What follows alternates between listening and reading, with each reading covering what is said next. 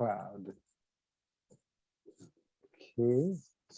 Okay, everyone, please allow me to introduce Paul Raine of TeacherTools.Digital.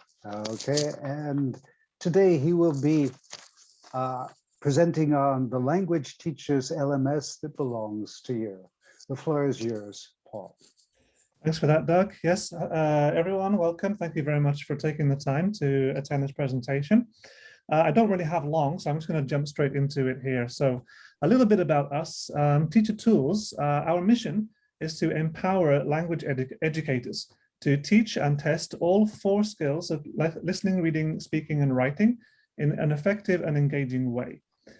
Using assignments that you have created through our platform, teachers can deliver powerful blended learning curriculums and fully online language learning experiences. Okay, so that's the kind of buzzword kind of definition of what we do, but we're actually very down to earth. TeacherTools has been developed primarily by myself. I'm a teacher with over 15 years of experience teaching in Japan, specifically university classrooms.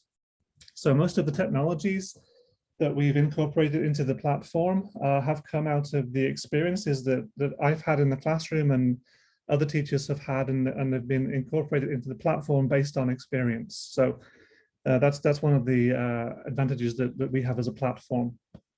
So I'm going to go on to the next slide, and these are some things that I've overheard during my time in Japan, attending various conferences, etc. And these are some common complaints from other teachers that I've overheard. The first one, obviously, is that the teachers have too much grading at the end of the semester. I think we've all encountered this at some point in our career. Grading just tends to pile up and pile up and pile up. And at the end of the semester, you get stuck with 100 different papers to grade or something, 100 different quizzes to grade. So one of the things that we do is auto grading, which I'll come to that a little bit later. So we help immensely with grading. The next thing that is a major problem is that, especially now, some of these comments obviously were pre-COVID, and some of them are post-COVID. So this one is specifically post-COVID.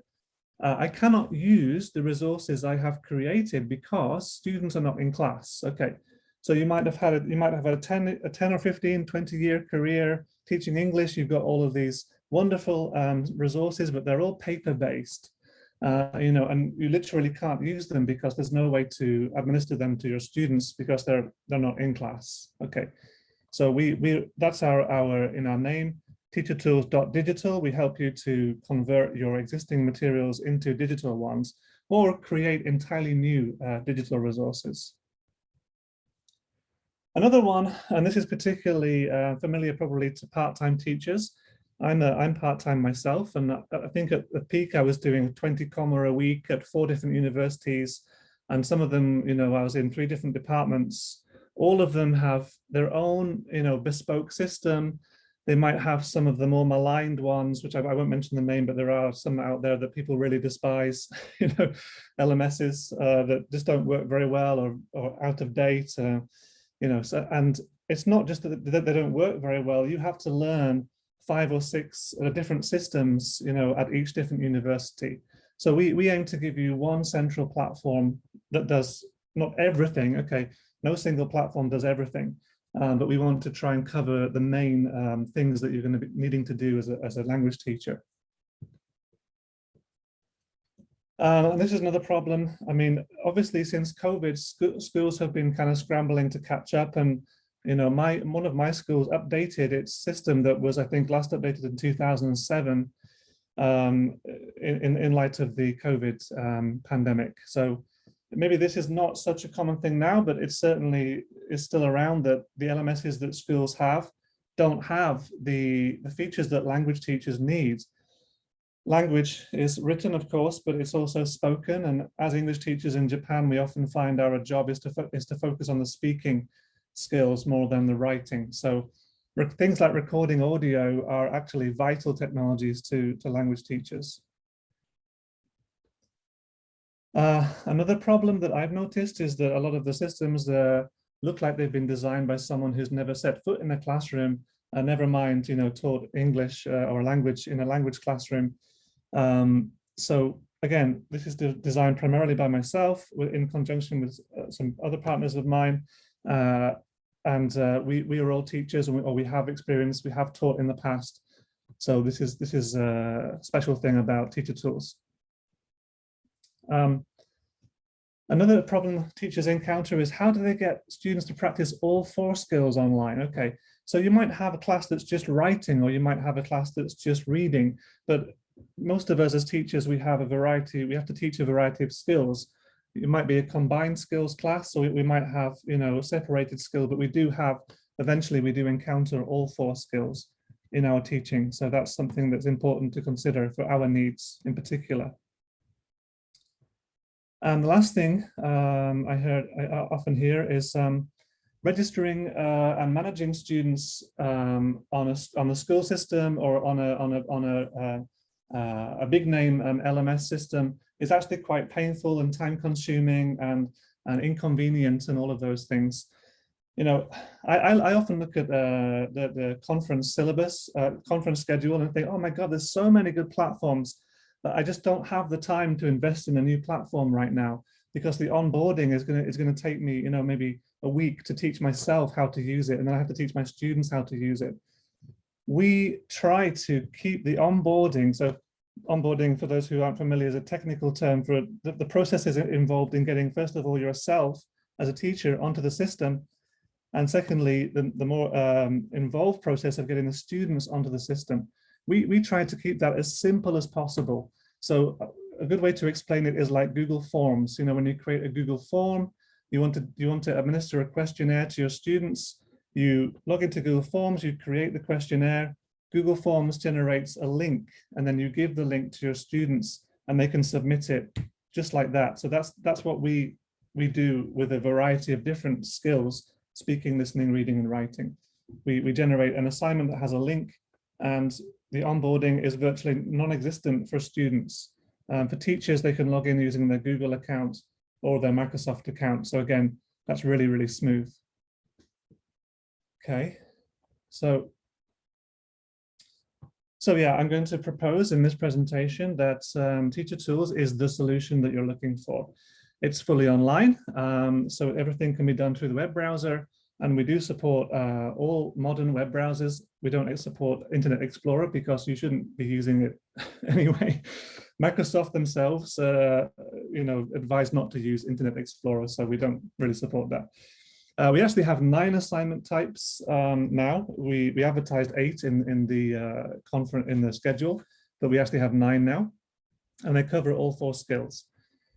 No grading is required on any of the assignment types, but we do allow teachers to give feedback on some of the assignment types, because we appreciate that, manual feedback, human feedback on speaking or writing is often, desirable, necessary in what we do. It's developed by teachers. I mentioned it several times. It's one system. Again, you're not having to learn how to use 10 different systems at 10 different universities. You have just one system. Super easy access for yourself and your students, and we use the latest web technologies, but we do so in a very consistent and reliable way. So, you're not bumping into problems with your browser not supporting the technology. We try to support all modern browsers consistently.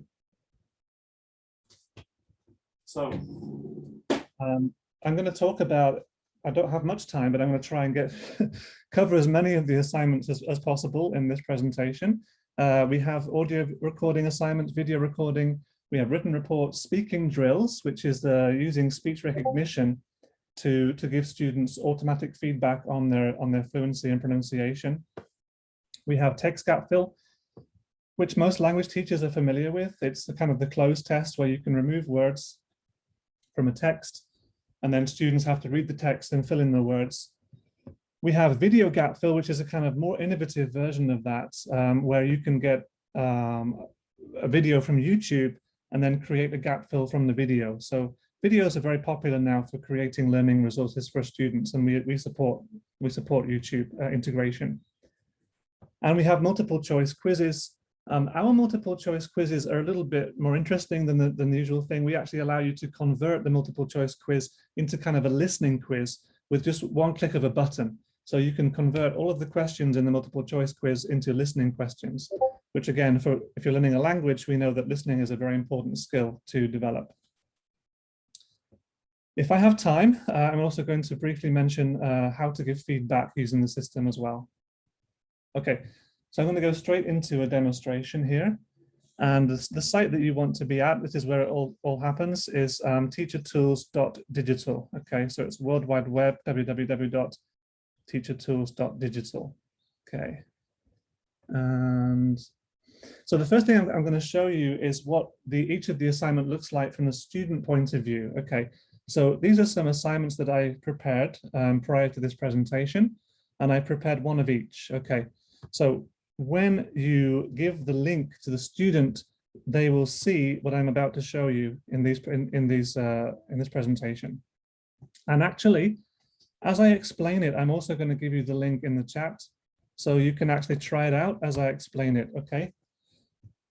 The first link is for the audio recording assignment type. Okay, so please, if you'd like to follow along, please do so. Please click the link in the chat to open the audio recording submission page. And what you should see is something that looks like this. Hang on a second, let me go to this page. You should see something that looks like this. Okay, so we've got a written prompt, we have an image prompt, and we have the ability to record an audio response.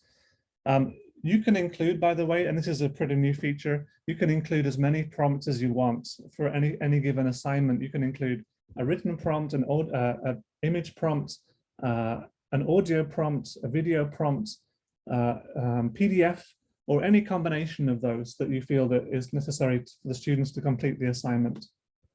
So you guys, I think, are all muted now, so you can go ahead and try this without fear of interrupting the presentation or whatever. You need to just click on the microphone button and then just answer the question. So I'll give an example. My best friend is called Bob. He lives in Japan and he is a really nice guy. Okay, so after I've recorded my presentation, my response, I'm able to play it back. My best friend is called Bob. He lives in Japan and he is a really nice guy. Okay, and we also offer the ability for students to re-record as many times as they like, because we know that students have anxiety, they have performance anxiety, they might make a mistake the first time, their mother might walk in with a cup of tea or whatever. So there's going to be situations where the student needs to re-record. So we offer that functionality by default. When the student is satisfied with their answer, they just click on a submit button. Okay, I'm going to click on submit, and that submission will go directly into the teacher's inbox, the teacher's dashboard. And the student will see this kind of summary of their submission. This shows the student that their submission was received successfully, and the student can download a copy of the submission for themselves. I often tell my students to do this, please download a copy, and then if there's any kind of dispute about whether an assignment was submitted or not, the student should have their own copy on their own computer as well. It's like a double, a backup for in case the student has a dispute about something. Okay, so that's been put into the teacher's dashboard. Now this is going to the teacher's view now. Okay, so what you were seeing up until now was the student view. Now I'm showing you the teacher's view. This is the dashboard for the teacher. And if I just click on refresh assignments, I'll see that I have two submissions. Okay, so I'm guessing one of these is mine and one of these is a member of the audience has submitted. Okay, now you'll see that these are all labeled as guest. And the reason for that is that I haven't required the student to input any name or anything on submission. So for the purposes of this presentation, I set the submissions to be anonymous. This is useful if you have a website or, you just want students to practice without really caring who they are. You want to just provide for them, unlimited practice on certain assignments. We can do that. If you do care who the submitter is, we have two other options. One is for the student to provide details on submission. So they simply input their name or their email address. And another is to specify a list of students in advance. When I'm teaching at university in Japan, This is the one that I use because from my university, I get a list of students and I just paste them into here and click save, and that's it, it's done. Students do not need to register or log in. In fact, they cannot register or log in with Teacher Tools. Only the teacher logs in. The students then just pick their name from a list of names. They have to confirm their name like twice. So we're sure that it's the correct student, and then they submit the assignment. Okay. So as I said, the kind of low barrier to onboarding is really a primary importance to us in making this platform. So I can go ahead and I can look at the submissions for the audio assignment. And I can scroll through the submissions. Okay, so I only have 2 in here right now, but obviously if I have a class of 30 students or something, there would be 30 submissions in here. George is asking how many student names. There is really not really a limit, but in practical terms, I would say up to 100 would be the limit. You can only accept up to 100 submissions for the regular account. For the Plus account, you can accept up to 500 submissions. Okay, so yeah, but for practical terms, I would say 100 is the maximum. And most classes in Japan anyway don't really have more than, say, 50 students in a class, maybe 60 if it's a big class. If you're teaching lectures, of course, it could be more. Yeah, but we have both eventualities covered. So yeah, we can scroll through the submissions. We can refresh the submissions.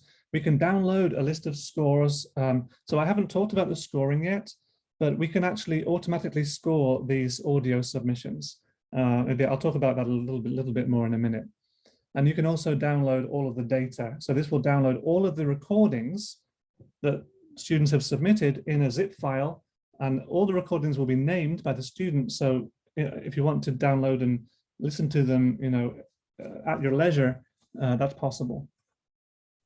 You'll also notice this live monitor feature up here, and I can actually see who is connected.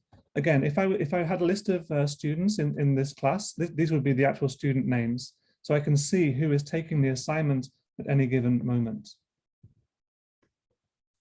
Okay, I have to go on quite quickly because we have a lot of assignment types to cover. I'm going to go on to explaining multiple choice quiz. So this is what the students will see. You can, again, the teacher can add any image that they like to the assignment.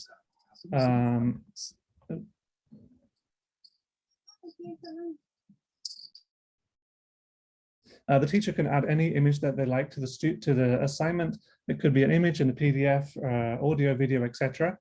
And then we get the questions. Okay, so we have lots of useful question types for language teachers. One of them is like the reordering question type, which requires the student to read the whole passage and then put it into the correct order. So like the child wanted to graduate from college, he studied hard, eventually his hard work paid off. Okay, so that's the correct order. The next one is just a regular multiple choice question. Next, we have this kind of categorization type question where you have college words, school words, office words. You can decide what the categories should be, and then you just simply drag and drop into the correct boxes here. So that would be company car, office word, graduate would be a college word. Okay, that looks correct. Then we also have image and question, and the images actually can be added from right within the multiple choice quiz creation screen. We have an image search embedded in our platform, and it just saves you having to trawl through Google Images for a suitable image. And all of these images are Creative Commons, so you know that legally it's fine to use them for whatever you want to use them for. And here, this is what I was talking about before. You can easily convert any question from a reading question into a listening question.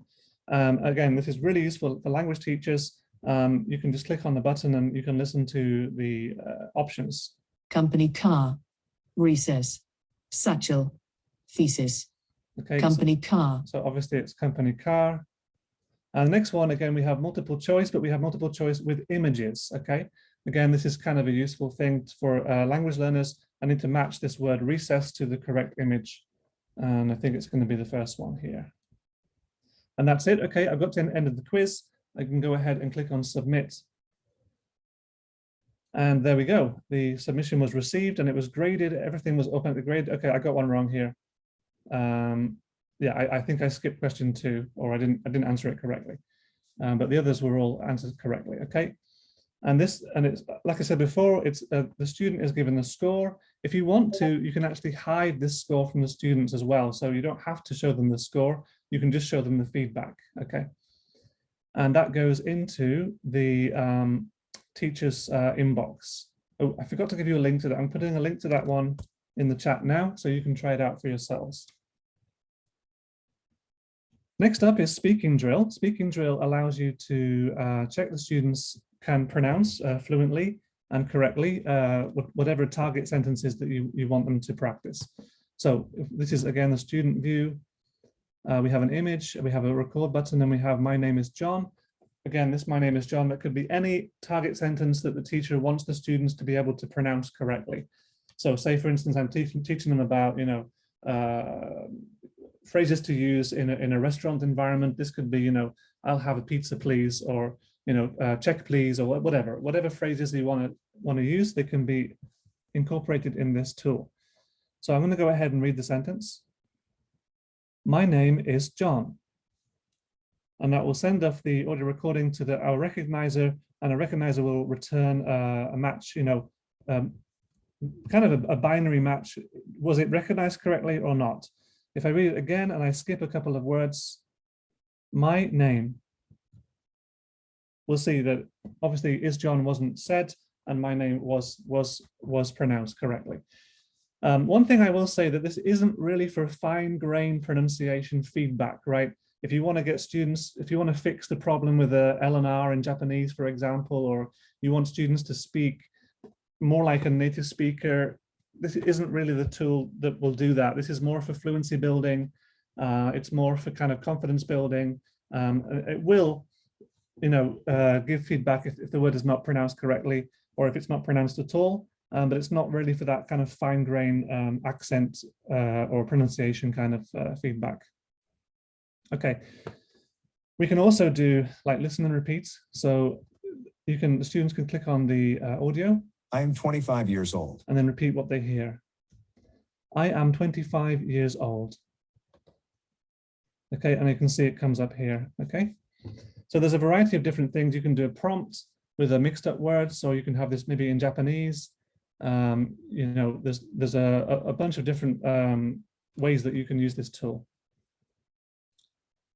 Okay, I'm gonna drop this link in the chat so you guys can try this out for yourself.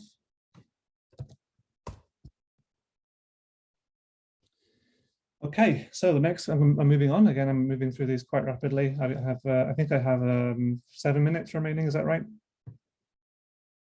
Yes, that's right. Okay. So next up is text gap fill. You can use this to create a gap fill for any text, and you can also convert this into a listening activity. So we have here, a gap fill about England. England is a country that is part of the United Kingdom. And I can just go ahead and type in the answers. It shares land borders with Wales to its west and Scotland to its north. Oops, I better capitalize this, otherwise there'll be something. Okay. The Irish Sea lies northwest of England and the Celtic Sea to the southwest. Oops, I'll put in that. I'll leave that as a mistake, just so you can see the mistakes. Okay, I get to the end, I click on submit, and I get my feedback. Okay, so I can see exactly which words I typed in correctly. I can see my score, and again, that goes directly into the teacher's dashboard. I'm just going to copy this link so you guys can try that one out. Okay. Text to test. Okay, this is quite an innovative tool that we have that's unique to our platform. You can put in any text, and then you can create a kind of 4-step process. First of all, the students will read the text with optional audio. England is a country that is part of the United Kingdom. Then they will read the text with optional clickable definitions for the words. And by the way, these definitions are all provided by the system. So the system will scan the text, look at the words in the text, find definitions for those words, and then create a quiz for you. So again, the time savings here are huge, not only for creating the activities, but also for grading them as well. The next stage would be to check the correct words for the definition shown above. United Kingdom of Great Britain, that would be, oops, sorry. English Channel, City of Portsmouth, North Sea. Oh, I'm not doing very well here, am I? European continent on which are located the countries of England, Scotland, Wales. Okay, that would be, got that wrong as well. Okay, never mind. Sorry, I'm rushing through these. That's why, that's my excuse there. Okay, so the Irish Sea lies northwest of England, and Irish Sea lies northwest of England, and the Celtic Sea to the southwest. Okay, these are actually quite tricky. England is separated from continental Europe by the North Sea to the east and the English Channel to the south. Okay, I'm just going to skip this one. Submit. Okay, sorry, I did dismally on the vocabulary matching section. You can see on the sentence section, I did a little bit better. So again, it shows the students exactly which parts of the sentences that they answered correctly and which parts they answered incorrectly. And then at the top, it gives them a score again. So that's a really easy way to create, a 4-step reading activity. You've got reading the passage, checking the definitions, matching definitions, and then you've got rearranging the grammar into the correct order so students can get practice all different kind of comprehension skills in one go. Next, I think I'm running out of time, so I'm going to skip over video recording, the last 3 actually, because I've only got 3 minutes. I want to show you quickly the feedback function. Okay, I mentioned the feedback function. The feedback function is available for audio recording, video recording, and written reports. So once you have an audio recording in the system, you can go in and just click on give feedback, and then that will allow you to give feedback on the audio recording. Now, you can either give a written comment as feedback, you can record an audio feedback to an audio submission, or you can record a video feedback to an audio submission. The feedback function works for the audio recording assignment type, video recording assignment type, and a written report assignment type. Okay, sorry, I wish I had more time. I feel like I've rushed a little bit, but I think you get the overall idea. And we have 2 minutes, so if any questions, I'd like to take them now, please. Thank you. Thank you very much, Paul. You did rush it, but you got most of it done. Yeah. If anybody has a question, could you unmute and ask it directly? Too much to cover in 30 minutes. I should. Is everyone still with me? Yeah. I think I lost everyone. I had a question about video, because is video new? Have you had video for a long time? You mean the video recording? Yeah. It's not that new. No, we've had it for as long as we've had it. Well, it came a little bit after the audio recording. Okay. So yeah, it's not that new. No. Mm-hmm. I think Bob had a question. Yeah. Yeah. This is good stuff. So we can just go to Teachers Tools and kind of play with this to get oriented. Mm-hmm. Would it be okay if you gave us your an email in case we have questions that we want to shoot you or something like that? For sure, yeah. Let me put it in the chat now. Hold on a second. Paul.Raine. Let me say, let me give you my Paul at TeacherTools.Digital. Okay. And sorry, I should mention before we end that the pricing, which this is obviously a commercial platform. There's a 1-month free trial, after which it's a very reasonable $9.99 a month or $14.99 for Teacher Plus. We also are offering a 20% permanent discount to anyone attending this presentation. And to do that, you're going to get you're going to input this code JALT. No, it's TTD JALT Paul. Oops. 2021. Okay, So when you go to purchase your subscription, you'll have an option to input a coupon. You can use this coupon and get 20% discount for as long as that subscription remains active, basically. Yeah. And there's another question, I think. Someone had their hand raised. Yeah. Is there a grade book to the system? Yes, there is a grade book. Sorry, I didn't have time to cover it, but there is a grade book. If you look at here at the top, we see grade book, and that will basically record all of the submissions for all of the assignments in a given folder, and then it will put them, together into a single row for each student, and it will allow you to easily download that into an Excel or a CSV and to get the score for the whole course at the end of the semester. So yes, there is a grade book. Yeah. Thank you. Okay, I'm afraid we're going to have to cut you off here, Paul, but that was a great presentation. Yes, I'm very impressed. Thank you. I will probably be buying into it. Okay. So thank you very much for attending. Somewhere around here, I'm going to turn off the video now. Good, okay.